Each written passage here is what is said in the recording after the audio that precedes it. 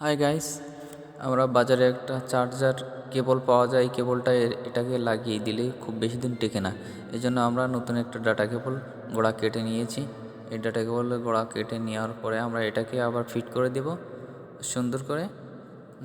আমরা এটা অন্য একটা চার্জারের গোড়া খুলে নিয়ে এটাকে লাগিয়ে দিয়েছি।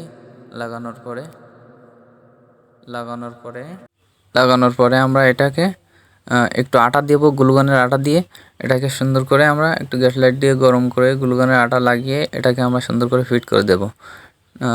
ফিট করে দেওয়ার পরে এবার আমরাকে আবার নতুন করে সোল্ডারিং করব। সোল্ডারিং করে এই আগের তারটা কেটে ফেলে দেব। ফেলে দেওয়ার পরে সোল্ডারিং করে লাগিয়ে দেওয়ার পর এটাকে আমরা ফিট করে দেব। দেওয়ার পরে চার্জ ওঠে কিনা এটাকে আমরা চেক করতে হবে। ঠিক আছে, আগে লাগিয়ে নিই। লাগানো হলে আমরা এটাকে সুন্দর করে ফিট করে চেক করে দেখব যে আসলে কাজ ভালো করছে কিনা। কাজ ভালো লাগলে আমাকে লাইক, কমেন্ট, শেয়ার করে প্লিজ চ্যানেলটাকে একটু সাপোর্ট করার সুযোগ করে দেবেন।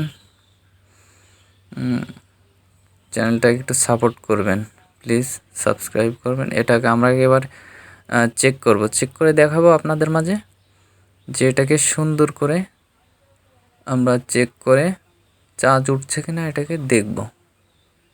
দেখি এবার লাগিয়ে যে আলো চলে এসেছে, কেবলটাকে একটা যে কোনো বাটন ফোন থেকে চেক করে দেখাবো।